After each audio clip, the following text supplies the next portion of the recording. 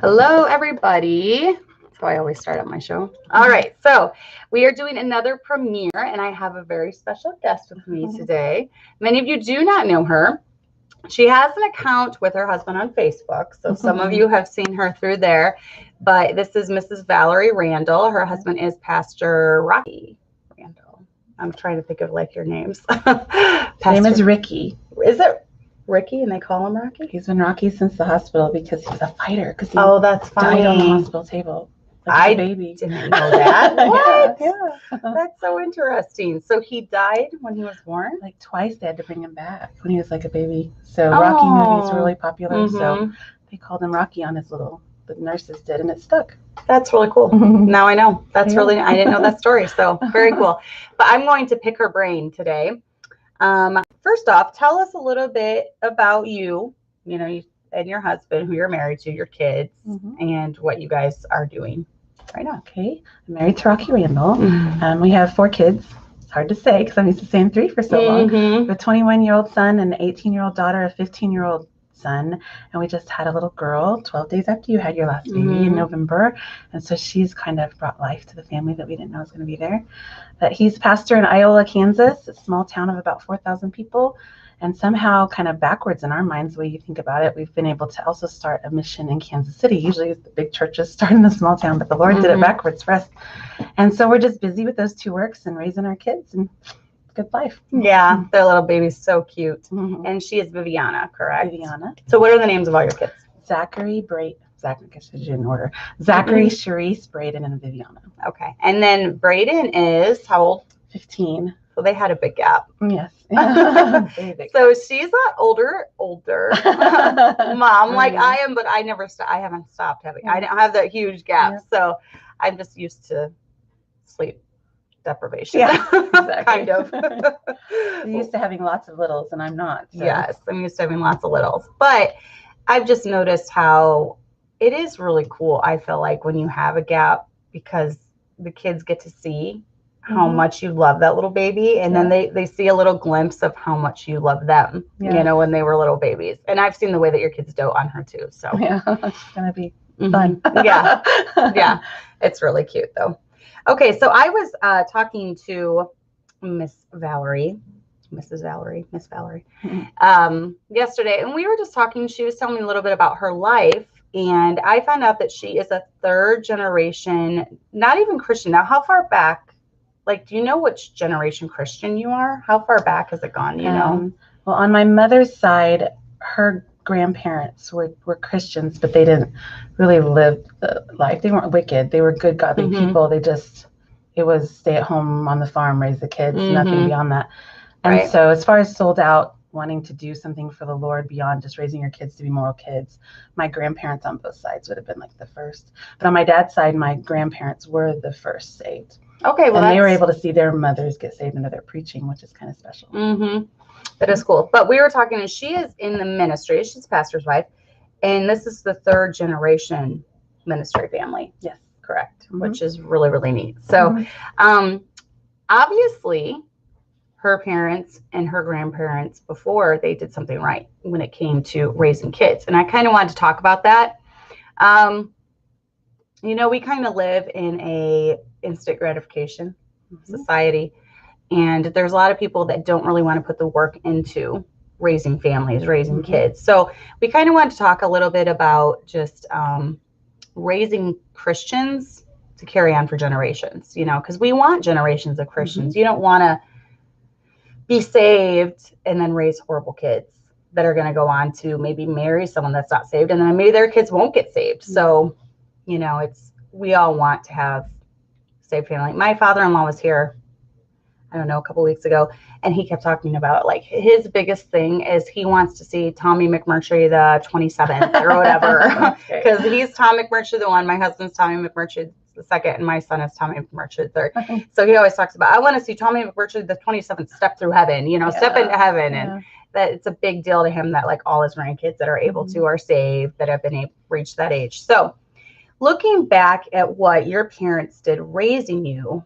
what do you think is one of the most important things that they did with raising Christians? Well, we were talking about this earlier, and the word that always comes to mind with my parents is consistency. They're by no means perfect. And, as I get older, I realize how much more perfect they are than I thought they were. Yeah. Mm-hmm. But by no means, and they would never claim to have done things perfectly. In fact, I remember hearing people ask my mom, "What did you do with your 3 girls? Because they all love the Lord, and they're godly girls, and they didn't mess around. They married godly men. They all in the ministry, et cetera, et cetera." And she's just like, "I don't know." And always her answer was consistency. She said, "We tried to be consistent." She said, "We failed all the time, but we tried to be consistent." And what I mean by consistency, obviously, is you are what you preach as much as possible. We all fail at that in times, of course, but that defines who you are. Kind of like when God talks about David being a man after his own heart. We look at his life and say, "What in the world?" But we understand what that means. That defined his reaction to God when God would bring someone along to rebuke him or anything like that. And that's I think that applies here too, is it just defines how you try to live your life. And they're consistent. And then secondly, we always grew up, church was number one. And of course, I understand now that it wasn't just about going to church. It was about living the life of a Christian, which includes church. Right. So church was primary, and I was in marching band and all this stuff and going all over. But if it interfered with church, I didn't go. Or when we had band trips, my band director had to allow me to find a church to go to. I mean, everything. And got to take band directors to Baptist churches. That was kind of fun. That's really cool. So they were extremely consistent in that. And that makes a huge impression on your life because you value that because they value that. No, and that's really cool because that's church for us has always been like, you know how it is. I'm sure you are this way with your kids. You don't work on Sunday. No. For our family, our kids, it's even Wednesday night. And I know of some Bible colleges where they don't have a problem with their college students working on Wednesday nights, but I kind of do. That bothers me because I feel like the Bible talks about not forsaking the assembly, and obviously that's over a long period of time. But we're supposed to do it more and more and more as we see the day approaching. Obviously, the world's just getting worse, and I feel like when you have just so much junk shoved down your throat, even for our kids that work secular jobs, they need that time at church 3 times a week. So my kids know. When my boys did their interviews for both, when they worked at Pizza Ranch and the Walmart here in Sterling, they told them when they interviewed for the job, we cannot work Sundays or Wednesdays. And that was, and their employers were fine with it. They never forced them to. Or do your oldest son work a job? He does, and his first full-on job is actually he was writing the bus to take children to school. He was like the helper with. Oh, okay. So that didn't interfere at all with church. Right. So, but then when he felt like it was time to move on to a little more hours, a more serious job, he tried a lot of places. He finally had got on with. He actually milks cows. Oh. And they milk cows. They have 3 shifts of cows every day, 7 days a week. And they you don't get a break. You're supposed to, anyway, you get little breaks here and there, but you work 7 days a week. So that was a real concern of his because he felt like this is a good job and I want to do a job where I'm working, not just sitting with little kids, and I'm like a man and all that. Yeah. And so he really wrestled with that about what to do about Sundays. And my husband's always kind of had the mentality that, if you've already signed, for instance, if you've already signed on to work with a company and you've promised them this, and then your values, or you get saved and you getting values change and you want to be in church, you need to still be faithful to that company and try to, and ask the Lord to help you find a way, right? Right. And then beyond that, if there are times they make that you have to work, it's not the end of the world. We're not going to judge you or anything like that. But as much as you can, yes, you need that. He always calls Wednesday like the board that you put in the what do you call it? The hang clothes on the clothesline. Oh yeah. To hang up that middle of the week. Yeah. So it's very important to him. But Zachary really struggled with that. What should I do? I don't want to miss any services. And there's no shift that because they like to start the first ones on the first shift, on the day shifts that I wouldn't miss. Right. And then he talked to them about what can I do, and they tried to find some different things. And finally they had just decided, we got the night shift open because we're moving a guy. So he started working night shift overnight from 11 to 7, which is really quite the change for him. But the Lord took care of it because the Lord knew his heart, and the Lord, and as much as that's hard, he's chosen to do the hard thing so that he can be faithful to church. And so we're thankful that he's chosen that. But the Lord always seems to make a way. I agree. I completely agree. And I've seen that even through my husband's had to work secular jobs most of our marriage. You know, he just went full time. He went full time at our last church about 6 years into it, and was full time a few years before we started this one, and then almost 10 years before he went full time here. So he's worked secular jobs, and the Lord's always worked it out. Whatever shift that he gets hired on for, you know, it's never interfered. And then he's always had the time off to take for special meetings, you know, if he needed to or whatever. So I do believe the Lord's going to bless if you make that a priority. Especially if it's something the Bible talks about being fully persuaded in your own heart. If it's something you truly are, instead of trying to find some preacher that'll tell you it's okay to do something different or something like that, just trust the Lord. He's going to, you know, that's how he's worked in our lives through all that. Oh, yeah. I can see that through our own lives as well. Definitely. So what is something that you have tried to do with your own children? Now, you do have a couple that are officially adults. Yes. By law, adults. Yes. You know, they still live in your house. Same with mine. Mine are officially adults, but still live in my home. What is one thing that you and your husband tried to do raising them to kind of ensure that it was a heart, you know, it was in their heart, not so much just up here, you know, a head conviction, but a heart conviction? Well, I told you that I'm kind of a perfectionist nature, kind of. My husband would say 100% perfectionist nature. But so it's something that you kind of have to come to terms with, what those things within you like that can the Lord can use for good, can a lot of times we use for evil, even to a greater degree. But the Lord had to show me that, you know, I've got to not worry about what people think, and I've got to, it doesn't matter who that person is, how much I value their opinion. God's word is first, and these children are individuals that are sinners learning, you know. You know, they start here, you know, they start down here, and we may be up here, and they're not going to be there for a while. So I think just letting myself be seen as not perfect was probably the hardest thing. And then once I realized how much that was an issue in my life, then I was able to look at my children a little better and try to deal with the heart instead of just always dealing with the behavior. You have to deal with the behavior, but it has to go further in dealing with their heart, you know, and talking about why you did what was wrong is wrong, or why we do it this way, because the Bible says, and we love the Lord because he first loved us, and, you know, just kind of always reinforcing that kind of mentality is the only thing I could think, you know. And I feel like we were talking, this is very prevalent in IFB. You know, just this need to, I don't know, is it a competition? Even moms can kind of make it into a competition sometime. Look at how well behaved my kid is. There's also, you know, I remember a lot of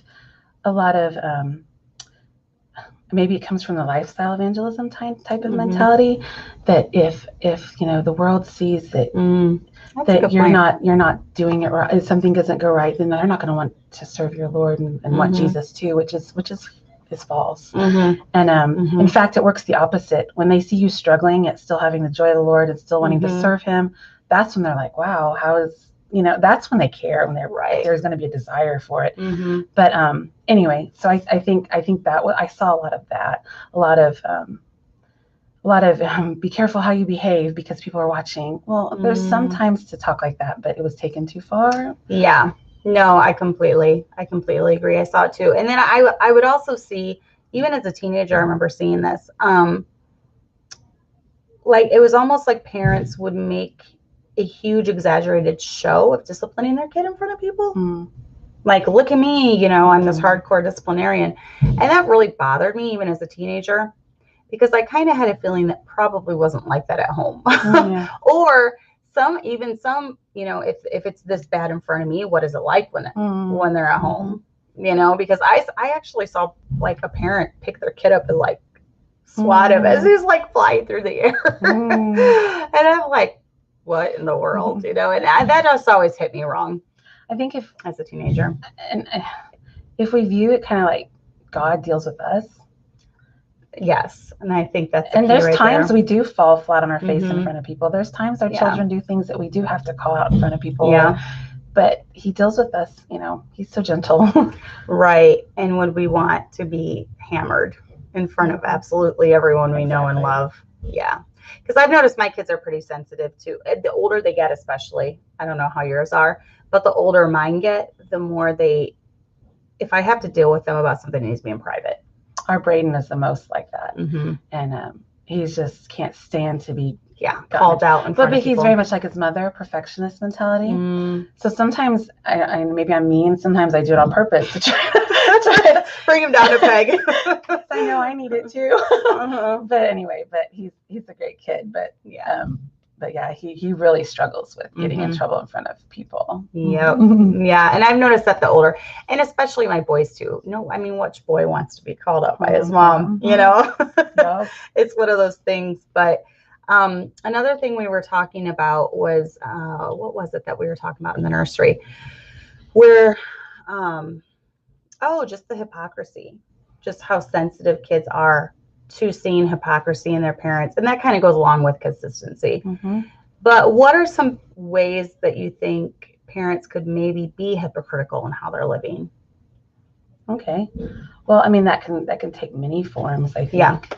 I mean, to act, I've seen parents that, and I've probably been guilty myself, that in front of people act like their kids are just their world, and they just, you know, but at home, their world is the social media or the TV or their or whatever at the time, or just in general, anything. I mean, pastors in the pulpit preaching hard against this or that or this, but when their kids do it, all of a sudden it's not so bad.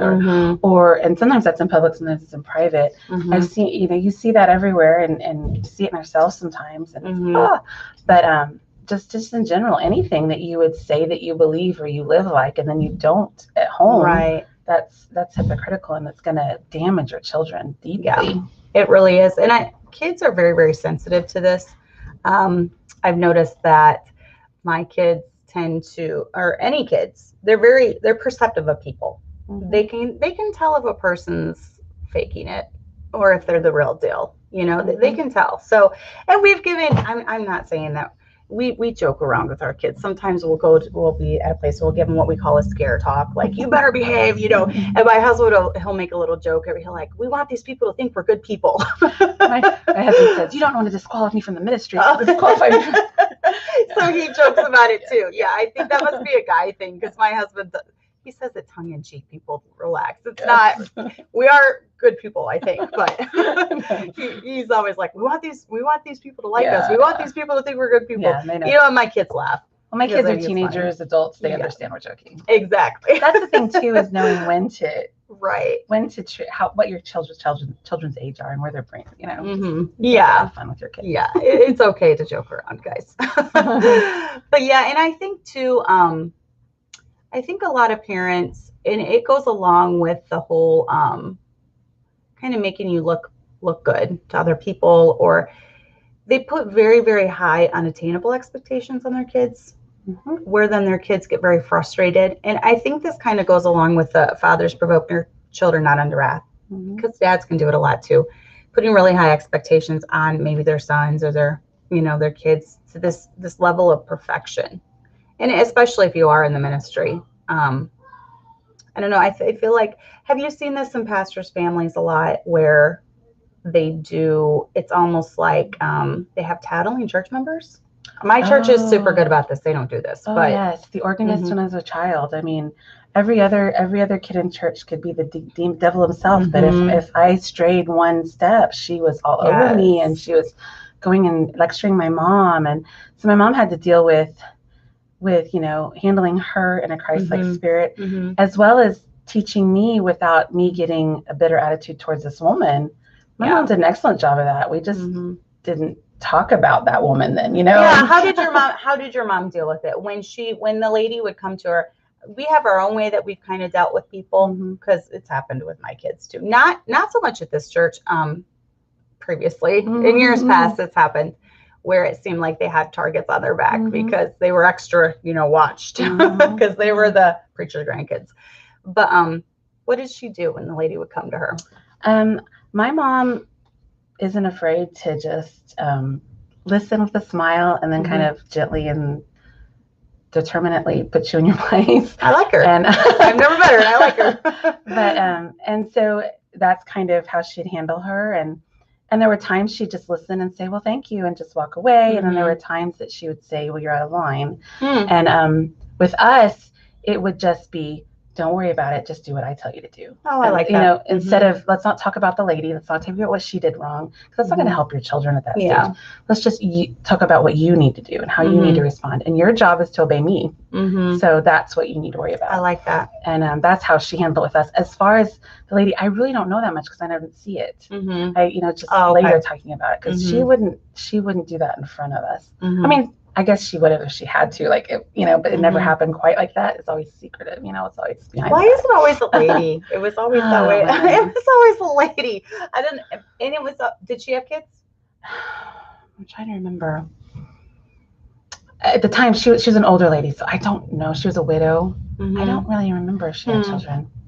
Maybe she thought she was doing a duty by making sure you didn't stray from the straight and narrow. I don't know. But at the same time, in the end, she would be like that. Mrs. Shea was her name. She's in heaven now. And I just couldn't stand Mrs. Shea. But then as I grew up, got a little older, and she did love us. It wasn't just out, you know, she would have ways of showing us her love that, you know, okay, she loves me fine. You know? I guess I have to like her. I remember as a kid having to deal with that. How should she show me? And I think she really thought she was trying to be a help. But there are people out there that do it, and they have no desire to help. They just want to they want to feel like they're better than you are. That's just human nature, and it's wicked, but it's there even in churches. And do you feel, and I almost feel too, when people are just wanting you to fall, waiting for you to fall so they can pounce, it is a way of elevating themselves. Oh, you know, because look at how much they mess we all up, do it. We're all guilty. And if we think we're not, well, pride goeth before destruction. You're fixing to fall, because we're all guilty of that. And my mom, she would drive me crazy as a kid because it just was no fair to me. No fair, because she would always, in every situation where you're being treated wrong by somebody, she'd always turn it on us in the sense of, you can't, she never said it in these ways, but it's probably how I'd say it now. You can't control their behavior. That's true. But you can control yours. And look at your life. Do you ever behave that way? Remember how it feels when you're like, I like her. I've said the same thing to my kids. And now, you know, of course, I understand it from another's point of view. But then I was like, oh, it's no fair. You're supposed to be on my side on this, is what I felt like, you know. But it was always about you and how your behavior is and how your behavior needs to be, so because you're going to want to do the same thing. And no, I would never do that. Yes, I have. And so that's how she dealt with it. She always dealt with us. She wouldn't talk bad about people. She was very, very careful not to talk about him, especially our dad. Even if he was doing something that she had a right to talk about. You know? But anyway, I have a good mama. Yeah. Is she still alive? She is. Oh, nice. You still talk to her quite often? She lives in town. Oh, good. Oh, did she go to church too? Yes, he was the pastor before we were pastor. But they have since decided to join a church that's a town away. Our church, they felt, needed the time for adjust for new leadership. That was smart. I like her. She really knows. She knows what's going on. That's really cool. I want to meet her someday. You would like her. She's 4'10". Oh, but she's a Spitfire. I like Spitfires. I like Spitfires. So I see where you get your bubbly personality from. Okay, so moving on to, let's see, what else can we talk about when it comes to raising kids? So the hypocrisy, obviously, the expectations, we were talking about unrealistic expectations. I have seen throughout my life lots of pastor kids that decide to walk away from everything. And we were talking about achieving balance, because on one hand, IFB went too far one way, but then on the other hand, then the generation came along and realized what they did. So then they did the reverse and went too far, like the liberal way. Just like you're seeing in the church services, kind of the way churches are going the same thing. Oh, for sure. A lot. And I feel like I don't have a right to really give advice because my children aren't out on their own yet. You know, I haven't proven myself. They're not, but you've raised adults. And from what I've seen, they're super great kids. So, I mean, just a little bit that I've seen, they seem like very happy, happy home. We're going to talk about having a happy home too, because I think that's one of the biggest keys. Yes. A lot of the kids I've seen walk away had miserable homes. I think the hypocrisy is probably the biggest thing. And I've seen I've seen family members not include their children who are in ministry, not include their children in ministry, trying to save them from I don't know what. And their children have no desire to be in ministry now. And it's not like your children have to be in ministry to succeed, but they have like no desire to the point that they loathe the mentality, which means that they don't have a desire to serve the Lord, really, because if, anyway, that's how they live their lives anyway. But, and I can't speak for them and know that that's the one thing, that sent them on that path, but that can't help because you're going to value what your parents value. And if they don't push you to whatever they push you to participate in, you're going to see as what they value. Right. And so if you value ministry and you value people and you value investing in lives and seeing people saved and building a church and all those kind of things, they're likely to value that. Yeah. If you truly do value it. Yeah. And you won't be able to help but include them in it because they're your best friends in life. Your children are, as they grow especially, and they're the closest people you have in your life. So you want to include them in everything. So you're going to include them in that if you really value it like you ought to. And I mean, when we started the church, it was one of my husband's biggest concerns was that, we had Tommy at the time was only 10. And we were uprooting, him from the school, the little church school that they were in, and all his friends. There were so many kids at that church, and we were bringing him here with just our family. And he made it known to the kids that they were very much a part of this church plant. We depended on them, and we depended on them to make other kids feel welcome and to, talk with the adults and to take the offering. And, we just included them from day one. And I think because of that, they really have a love for Liberty Baptist Church. They've seen the blood, sweat, toil, and tears and ownership for it. Yeah, they did. They took ownership of it. And my son tells me now, he's like, I don't ever want to move away. I want to stay here. This is my church, Right. So he's going to marry a girl, hopefully, and give me lots of grandbabies here. There you go. So I'm happy hearing that. So yes, I'm open. So that's the plan, I hope. But I don't know. I feel like maybe they're trying to shield them just from the burden of it. I don't know. I mean, ministry can be it's hard. It's hard, but and it has its painful, and it can be lonely. Yeah, it is lonely at times. But I feel like we make more of that sometimes than we ought to, just like because we're selfish beings. And I think everyone struggles with the same things and whatever they're doing. But I think we have this false sense that it's going to be all, roses and because I'm serving the Lord full time or something. And I don't know that we think that way, but I think it may be in there a little bit. So when we are disenfranchised with what happens or kicked to the curb by somebody or whatever, it's like, couldn't be, not me. No, but I think that's just life. And we have to realize that's life, Yeah. But I think our children need to see that life is ugly and it's beautiful, and they're willing to fight for the beauty, and that is the serving God, and and even though sometimes it's hurt, and sometimes the people you least expect will hurt you, but our children, when we moved to Iola, Zachary was 10, he was our eldest, and Braden was 3. It's like almost the same. Tommy was 10. And we moved from a church of over 2,000 people, so children everywhere, to a tiny little church that didn't have hardly any children that were church kids. They had a band ministry that brought in some children, but more troubled children. So you're more, you know how that is, and you have to be extra careful sometimes. Yeah. But so it was rough, and I remember, I think I told you a little bit about when my daughter was about 8 to 10 or so. I realized that it was really taking a toll on her, because her only friend, like close friend that she talked to all the time, that she wanted to be with all the time, this is the only one in church, was 8 years older than she was. And I realized the bad effect it was having, not because that girl was a bad girl, because that girl was 17 and my daughter was 9, and this girl, the 17-year-old, is looking at life a lot differently than a 9-year-old, and in ways that a 9-year-old can't look at life and shouldn't be looking at life.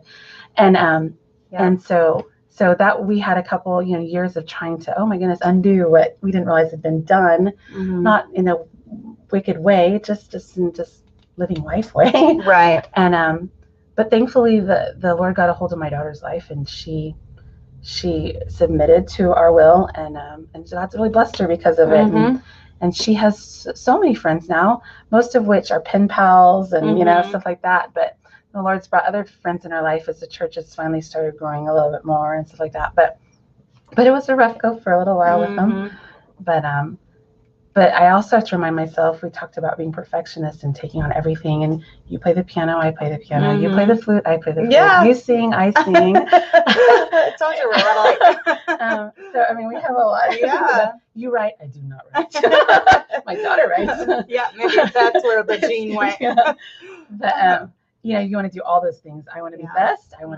I got to be, better than anything else I hear or see, and it's built in pride, but it's wrong. But that's what we. Are you the oldest? I am the eldest. That's the link right there. Yeah. It's the eldest. It's our personality. Yeah. It's as the oldest, you're held to a higher standard by your parents from the time you because they're going to do everything right from the beginning. Yes, and there's we run a tight ship, and then the kids start coming along, and with each one, I can see myself even with my babies. I'm a lot more lax on them than I was on my oldest, and they remind me all the time, Mom, you would have never let me get away with this. You would have never let me get away with this. And also too, you're dependent on a lot. Go help me with this. Go take care of this. Blah blah blah. So. Wow, yeah, that's a lot. That's the missing link right there. Not really missing link, but that it describes why we are the way we are. And you have 2 younger siblings? I have 2 sisters. Okay. So no brother. No brother. I always wanted an older brother. I did too. How do you get an older brother when you're already Exactly. But I always thought that would be so cool. So I was so glad that we had the boys first and then all of our girls because they all have older brothers. But that's funny. And so, I've struggled a lot with that. In fact, when my husband was ordained, and I've told this story before, so you guys have probably heard it, but the preacher that was ordaining him, and this was like a huge thing. Like my husband was taken back in this room and grilled for like several hours. Did your husband go through this? Like grilled several hours by like 6 preachers or something, 6 or 7 preachers. And then they took him in front of an entire church. Like our entire church was there, and they asked him more questions. Yeah, that's how they used to do it back. A lot of people did it back then. They still do. And some do they? Yeah. So then he had to answer in front of all, the church. And then they were like, okay, we give our blessing or whatever. And then they prayed over him and ordained him and laid hands on him, all that stuff. But the preacher that was in charge of the ordination service, Evangelist Jack Parchman, he was preaching and he stopped and he looked and he pointed at me and he said, you're going to be the pastor's wife and you need to make sure that your house is clean at all times because anyone at any time could stop over and it needs to be clean. And I will never forget that. And my house was a wreck because it was so busy that weekend with all this, family coming in and stuff. So we had two little kids at the time, Tommy and Jason. And when we got home, I stayed up till like 1 a.m. cleaning. I'm like, what if he comes by? He's going to see my house is a wreck, And that stayed in my mind for years and years and years, and I couldn't let go of it because, and now, being 40 years old, I had to really lower my expectations a lot when it came to my house because especially when I started homeschooling. Now, have you homeschooled all the way through? You know how it is. So something had to give. I could not have a perfect house and school my children and be the wife I needed to be. And now I look at I have even more on my plate now with everything we do here. I teach piano as well. I homeschool. I don't know. Did you have to lower your expectations in some things? Well, if you walked into my house, you would think you're a perfectionist. No, you're not. See, I had to lower. My tendency was, I'm thinking maybe most women would be this way. If you really evaluate, our tendency is to let our relationship with a husband go a little more than it should. Probably, yeah. And I still struggle with that because we're always there. We're one. We're going to be fine. And you don't realize you're doing it. But when you do, you want to make excuses. But because your children are your first ministry, but they're not. Your husband is. And your children they have immediate demands like your husband doesn't have. So it's easy to forget about his needs and his. And my husband is not demanding at all. He's a total opposite of me. Laid back, easy-going, just. That's mine too. See, we married. The only difference is you're the coffee drinker and my husband is. Yes, I'm the Dr. Pepper drinker. And my husband. Isn't that funny? Oh, that's funny. Yeah, that is funny. Your husband roasts his own coffee. Yes. He loves it so much, and I never heard of that. That's very intriguing to me. I was listening to him explain it. And then, you're the Dr. Pepper. My husband's Dr. Pepper. Kind of interesting. That's funny. No, but so did he ever tell you, Valerie, you need to calm, you need to just let it go? In his own ways, he does, yes. And he just tells me it's okay. Or he'll come home and he's been working all day long, plus his little jobs on the side and everything else. And he'll just step up and do things. And then it's just like, Yes, that should be me. I spent that hour on Facebook, or whatever, And so it's just a constant, I don't know. We have good husbands. We do. I remember sitting there one time and I don't know, I was exhausted. I think it was after Lana. I'm not sure. They all blurs together. And I was just sitting there and I'm like, I gotta give up. What am I gonna do? I'm failing. Yeah. I'm doing horrible at keeping the house clean, doing homeschooling, horrible week, be horrible. What do I do? And he's like, babe, you're fine. You're doing great at all of it. And I'm like, you're a liar, but whatever. I'll take it for now. Yes. So, but it made me feel better because, it made me, if he's okay with how things are, then we're okay. And that goes with, we're supposed to be helps to our husband. That is literally why we were created. And if God brings you together, you're the one that's meet for him. And so that means God's going to give you what you need in order to help him fulfill his God-given role. And he's also going to equip you to be able to see in him what he needs, whereas another woman would. All those things are going to be there, but it all goes just like everything in life back on what living in the spirit and walking in the spirit, and so you have to find out what's more important, and obviously the things you build in your people that you have as the authority over is far more important than a clean house or than whatever somebody else might snarl their nose at, just whatever. But yes, you have to decide what's most important. And it never ends. That's the thing too. 2 years ago, we hit a deer and my ankle was broken, and I couldn't walk or anything for the longest time. And so my at the time 16-year-old daughter had to step up and become the housewife, Right. And she did it thankfully, cheerfully, with a wonderful attitude. But man, it was hard to, and of course she did a great job, but she didn't do it like mommy does it, and and so but anyway, so you're always dealing with that. I gotta let something go, and sometimes the Lord just makes you let things go in those ways. And then once my ankle was good enough to walk again, I'm pregnant. So the last 2 years have been like, Lord, what are you doing? You're taking my daughter away from me because you're getting her ready to bring her own home or something. But he always works that out in my life anyway. He always just kind of makes me have to give something up or whatever. That's true. And I even looking back in my own life, I could see that happening. And we had something happen about a year ago with I'm not going to go into it, but it so happened that it made me have to. I was teaching in an arts academy, flute and piano lessons and some music classes and things like that, but it made me have to step down from that. And it was hard, when it happened and we went through it, but it was right at the beginning of Corona. Well, we just got, I don't see it over here. We just got a thing in the mail from them. And I'm telling you, God had me step down at the right time because who I am about the masks and all these mandates. And they are so politically correct there. Wow. So the whole front page, they're all in their masks. They make the girls even in dance there. They do different dance classes. They all have to wear masks. And I'm like, I couldn't have dealt with that. So God knew. Looking back now, hindsight's 2020. Looking back, God knew that Cassandra, your time there is done. And I was there 3 or 4 years or something like that. And I really loved it. And it was a good run. But then when I quit that, I was able to focus on my own little piano academy. And that's blossomed. And it's intriguing to me. Yes, I'll have to. It's really it's very awesome the way it's worked out. And it's blossomed, and I have too much to do. Yes. See, there might be some students that I could send your way. When we moved to Iola, I had been teaching privately in my home, and I taught at the Bible college music lessons and flute and voice and and piano, and so I was very busy.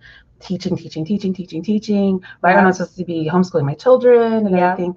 And so we moved to Iowa, and I'm like, I'm just going to put all that aside. And I really need to focus on my children. And I did. And I've had people approach me here and there, and I just said, well, let me think about it. And then I just wait for them to come back, and they never do so much.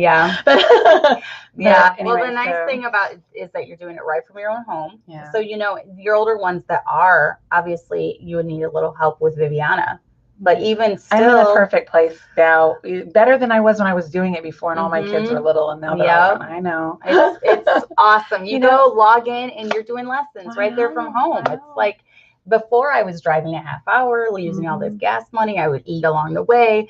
Now I can hear if my kids are doing school or not, because, they're independent.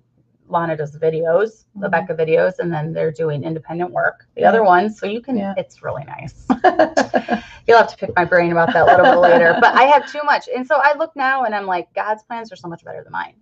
I'm making more than I did working for myself, at the Arts Academy. And I don't have the pressure of, what if my husband becomes well known for this, and that's kind of what set the wheels in motion for me stepping down.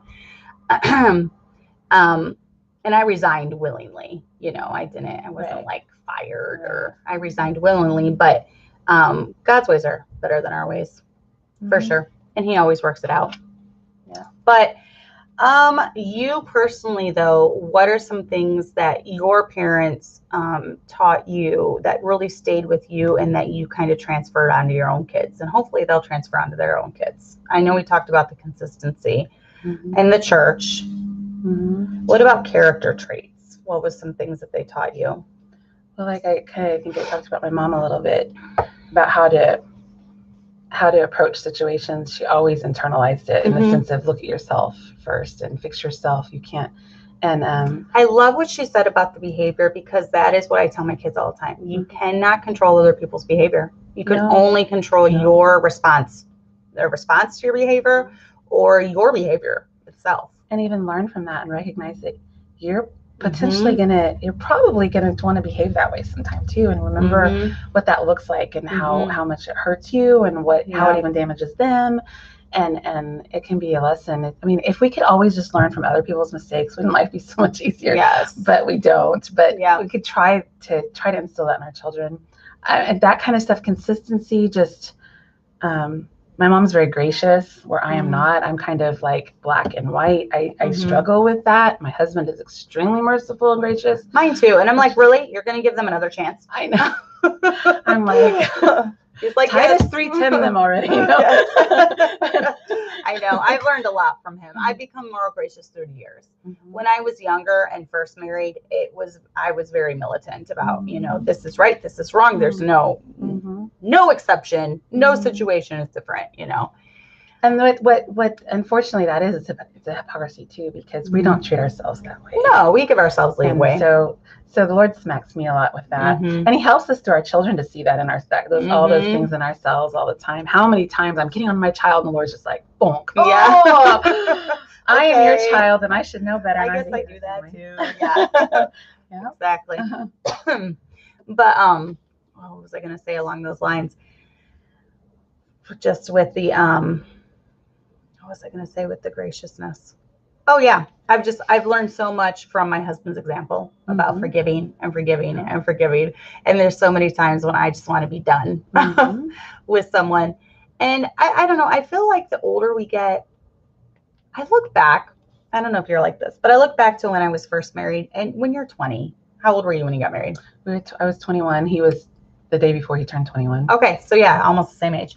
So we were 20, and I thought I knew everything, and I thought, well, my life is perfect. I've got it, all my ducks in a row. And I feel like the more kids I have, the more it humbles me. I don't know if it's just more and more that I'm adding on my plate, or I'm seeing myself come through them too. I'm sure you said Braden's a lot like you. I have a couple that are like me. Yeah, it's kind of interesting seeing the traits that, I like to ignore that in myself, but there it is right in front of my face. Yes, all the time, and all my children in different ways. And they're all so unique and different, but they all have some of me in them, some of the bad and some of the good. But for sure. Yep. My husband's helped me a lot, and I've got a long way to go with being forgiving. I have a hard time, especially if you hurt someone I love, and you. That is me. I have a hard time letting that go. And I'm still working on a couple people letting that go. And but anyway, but he just does, and I think it's our personalities. I also think it's a male-female thing. I think that's one of the weaker vessel things, at least in our life. And so it'll be a constant thing I'll be working on, I know, until the Lord calls me home. And sometimes too, even with my own husband, he has a way of balancing me. He'll say, Cassandra, I don't want to hear about it. You're obsessing. You need to stop obsessing. Well, sometimes the Lord smites me and says, you thinking about for a minute all that's on your husband's plate, and you're just going to sit here and rail about this or whatever, about how unfair and unjust. And it's really, there's nothing you can do about it. Just let it go. And oh man, it usually hits me when he's getting up to preach, and then I'm like sitting back to listen, and I realize he's been like laboring in the word about this. This has been on his mind, and I just like on the way to church or something was just like, oh man, what a terrible wife I am. You know? But he never complains. He's too good. Well, and I like what I've heard too, and I've tried to start implementing this in my own life, because otherwise I just sit there and worry about stuff, you know. If there is a solution, was it Jessica Bradley that was saying this last week? Talking about things that you can control and things you can't. So if you can control it and there's a solution, then do it. If it's out of your control, just talking about it. If it's out of your control, then just, maybe it was Karen Rodriguez that was telling me this. Karen, you'll have to tell me if it was. Sometimes it's just because we're lazy and we don't want to do what it takes to do it. Yeah. Sometimes we can't do it. And I know with men, they want to find a solution. So they would rather, if you're like complaining about this horrible day, well, do you want to do it this? Maybe you do it this way. Complain with me. Yes, exactly. I'm like, I just want you to feel sorry for me. Don't give me a solution. Just feel sorry for me. He's like, well, it would be better if you did this, you know. Couldn't we just let it go? No, I need to hang on to it just a little bit longer. Yeah, exactly. So that was, I think it might have been Karen that told me. I can't remember. It was her or Jessica. They were talking about, you know, if it's a situation that you can, it was Karen. If it was a situation that you can control, then do something about it, and then you don't have to complain about it. If it's something that you can't control, then you need to let it go. Just not complain about it. And that's good advice. And as women, we like to sometimes we like to complain about it, because then we're not thinking about our own faults. You know, we're thinking, oh, see, I'm the martyr, you know, kind of thing. And that's just wrong. It's of the flesh, and we shouldn't do that. And we should humble ourselves and recognize we're doing it and stop. Right, exactly. So final words to moms that are new to this thing, okay? They're not third generation Christian like you. They're not second generation Christian like me. They're just got saved, and they want to raise their kids right. Maybe they had a rocky start with their kids, you know, and they're not, now they're trying to do things the right way, and they have young kids. What is the number one thing that you would tell them when it comes to raising kids that are going to want to stay with that Christianity, you know? Well, this is like, you know, we talk about lifestyle evangelism. This is like literally the only place it really happens. In the home. And if you are the Christian you ought to be, everything else is going to fall into place, because you're going to be seeking the Lord on everything. You're going to be submitting to your husband's leadership on things. You're going to be all those things. It's going to fall into place. So just be godly, you know, and love him first and seek his will. And yes, the Lord tells the older women to teach the younger women. We're supposed to do that. But I just told a girl recently, because I was telling her about my story with potty training, my first long story. And I said, just, you know, yes, listen to those older women with a grain of salt, you know, don't let them, you know, guilt you into something that's not right. So it's always, you know. And what works for your home might not work for their home, and their husband might not want them to do it, whatever, you know, listen to your husband above all. In the view of God's word, you know, and if it's questionable, then my husband has to take that. Exactly. That's freeing. If, you know, we let it be. Yeah. But we like to control, don't we? Yes. And I would say too, home needs to be a happy place, not a battleground. You know, if everything is a fight, if you're fighting with your husband about everything, and you're fighting with your kids and yelling at your kids and screaming and throwing things, and life is just a nightmare, why would they want to continue that with their own families? Because I've seen that a lot. People that said they did everything perfect raising their kids when it came to having them in church, having standards, not allowing certain things in the home. And then their kids turn 18 and they're like, see ya. They want nothing to do. They're gone from church. I've seen it over and over and over again. because their home was a nightmare. You know, there was no joy in the home. Their motivation was wrong. It was. And it was a motivation of they wanted to be seen as this hardcore, look at me, I'm this great Christian parent that's, you know, we have all these rules and all these standards and I'm going to raise the best kids. And they want to be seen as a standard. Yes, exactly. And that's exactly what it was. And the kids walked away from it. And a lot of them walk away never to go back to it.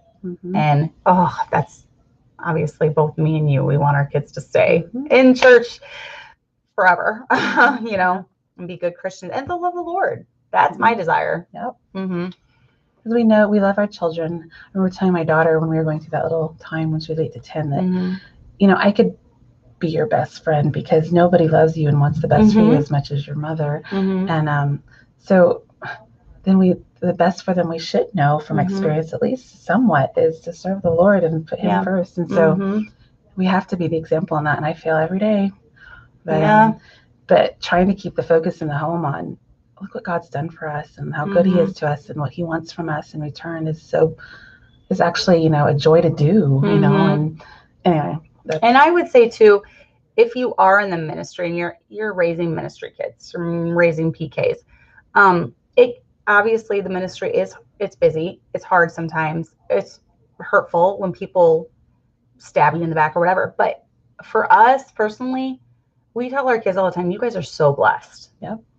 We are so blessed. The blessings way outweigh any burden that we have. I mean, the people here love my kids, you know, and my kids, they get things other kids don't. Like even when it comes to taking trips to other churches, you know, they get to see what even some other good Christian families may not get to see. They get to see that I go over to this city or whatever, and there are other people like-minded that are doing the work too. So they feel like less of an island in that regard. Yeah. And so that's a huge benefit. It's huge. And so we tell our kids all the time, you guys are so blessed.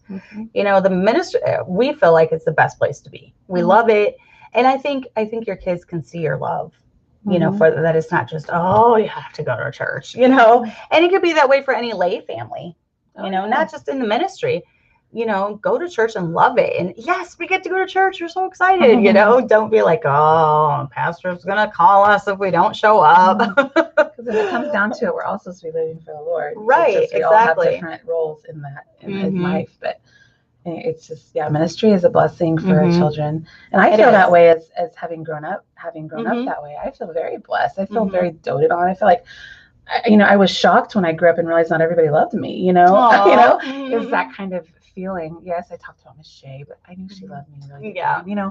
But so it's a benefit. I've seen a lot of pastors that will, in front of their kids, talk to you don't know the burden my kids carry. You don't know how tough don't do that to your kids. No, you know, that's equivalent to the, you know, helicopter mom or whatever, or the, you know, that gets in the coach's face or that goes fusses at the teacher because their kid. It's the same thing. You know, it's not going to help your children at all. Even if you're right, it's not going to help your children.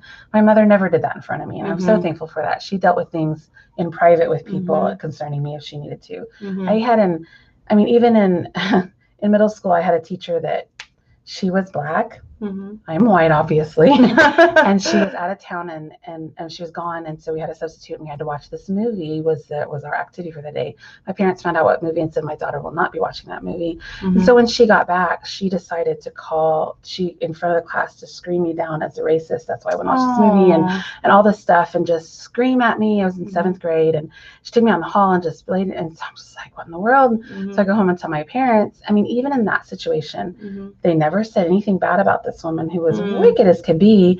They went privately to the principal and they had a private meeting and things were handled. You know, I mean, just that's how they handle things. And I don't think I've done as well at all in that way, regardless as they have. I talk too much probably, but I look at that and I appreciate that in them because they dealt with what I needed and to make me better. And then they dealt with that person with what they needed to make them behave better. And, you know, so I think that's good too. And that helps me a lot. Yeah, that's really good. I love all the stuff you tell me. I'm so glad you agreed. She wasn't going to agree at first, but then I was like, well, what if we did it with our husbands? But then it's too hard to work that out. So they're soloing right now. So I'm like, will you do it with me? And she said yes. So I'm glad. So now after everyone sees you, they're going to want you on again. I'm telling you. We'll have to do like a Zoom call.